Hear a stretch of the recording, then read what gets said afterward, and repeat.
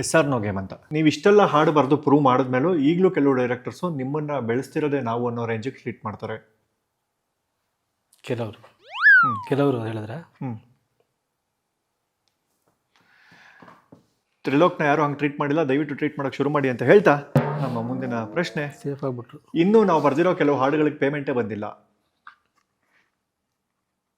ಅಯ್ಯೋ, ಒಂದೆರಡು ಹಾಡಿಗೆ ನನ್ನ ಪೇಮೆಂಟು 1,00,000 ದಾಟಿದೆ. ನಾಗಾರ್ಜುನ್ ಸುಳ್ಳು ಹೇಳ್ತೀನಿ. ಎಸ್ ಅಂತ ತೋರಿಸ್ಬಿಟ್ಟು ಎತ್ಕೊಂಡಿದ್ದು ನಾಗಾರ್ಜುನ, ಗೊತ್ತಾ ಪ್ರಮೋದ್? ಹೌದಾ? 50,000 ದಾಟಿದೆ.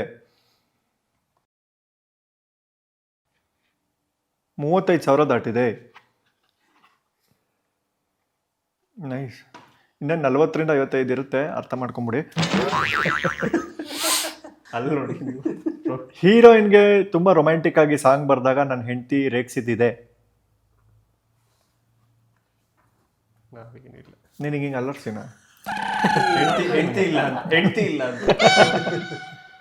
ನಾವು ಬರ್ದಿರೋ ಲೈನ್ಸ್ನೇ ಒಂದೆರಡು ಆ ಕಡೆ ಈ ಕಡೆ ಮಾಡ್ಬಿಟ್ಟು ಡೈರೆಕ್ಟ್ರು ಅವ್ರ ಹೆಸರು ಹಾಕೊಂಡ್ಬಿಟ್ಟಿದ್ದಾರೆ ಲಿರಿಕ್ಸ್ಗೆ.